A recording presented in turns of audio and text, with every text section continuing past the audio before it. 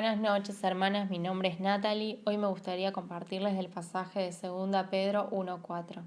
Pero antes me gustaría ponerlas un poco en contexto.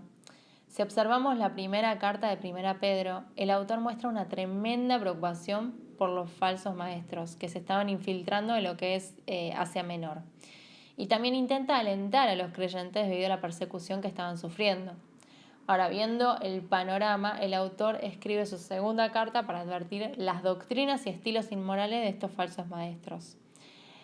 Pero más que nada quería enseñarles a prepararse en cómo defenderse a sí mismos en contra de estos falsos maestros y las mentiras engañosas que estos decían.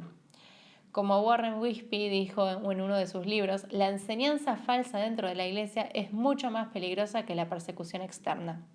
La persecución siempre ha limpiado y fortalecido a la iglesia. La enseñanza de falsa doctrina las debilita y arruina el testimonio.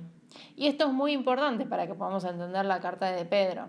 Y el pasaje que quiero que veamos en el día de hoy es 2 de Pedro 1:4. Ahora, acompáñenme a leerlo, pero no lo vamos a leer lo vamos a leer desde el versículo 3. Dice así: como todas las cosas que pertenecen a la vida y a la piedad nos han sido dadas por su divino poder mediante el conocimiento de aquel que nos llamó por su gloria y excelencia, por medio de las cuales nos ha dado preciosas y grandísimas promesas, para que por ellas llegaseis partícipes de la naturaleza divina, habiendo huido de la corrupción que hay en el mundo a causa de la concupiscencia. Pedro intenta reafirmar a los creyentes de la doctrina mostrándoles primero qué es lo que tienen en Cristo. Y en estos versículos podemos ver que todo creyente posee dos cosas: la palabra y la comunión. Acá se menciona una palabra muy interesante, dice naturaleza divina. Dice, nos ha dado preciosas y grandísimas promesas para llegar a ser participantes de la naturaleza divina. Ahora, ¿qué es la naturaleza divina? Cada ser humano nacido de raza humana hereda la naturaleza pecaminosa de Adán. Cada persona desde el nacimiento está en desacuerdo con el carácter de Dios. Al creer, el nuevo creyente posee una naturaleza divina de la persona del Espíritu Santo. Tenemos la persona del Hijo, del Padre y del Espíritu Santo.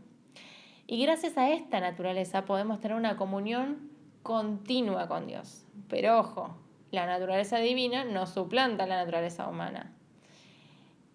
Con ambas luchamos todos los días. Uno, al tener naturaleza divina, tiene una comunión con el Padre. Pero esta misma puede ser estorbada por pecado y puede ser debilitada por estancamiento en el crecimiento espiritual. No perdemos la naturaleza divina, no perdemos el ser hijos de Dios, pero sí puede ser que esa comunión se debilite.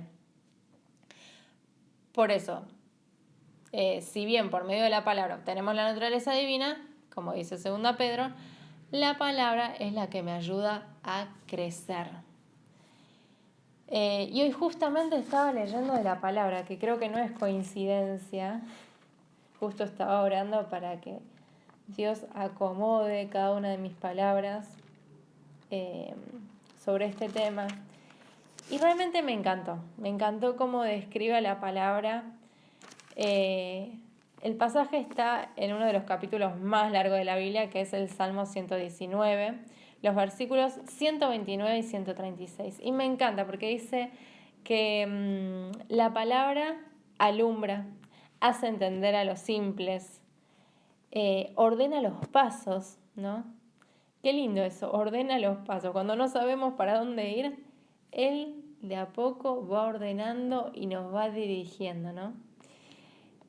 Pero también me entristeció un poco el versículo 136. Dice, ríos de agua vía descendieron de mis ojos, porque no guardaba tu ley, ¿no?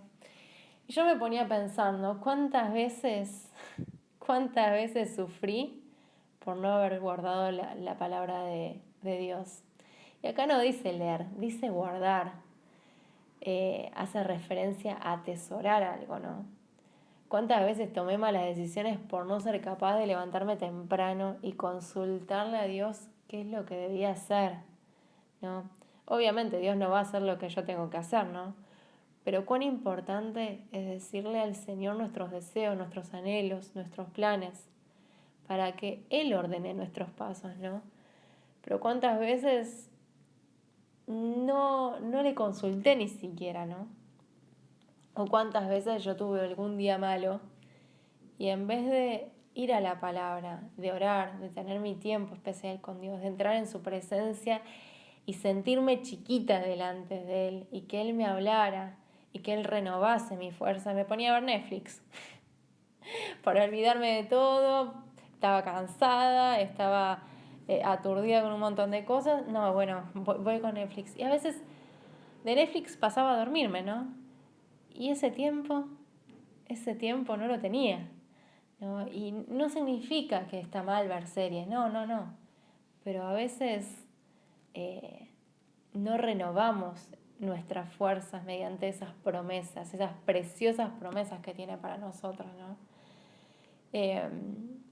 Yo me ponía a pensar, la otra vez estaba hablando con una amiga, ¿no?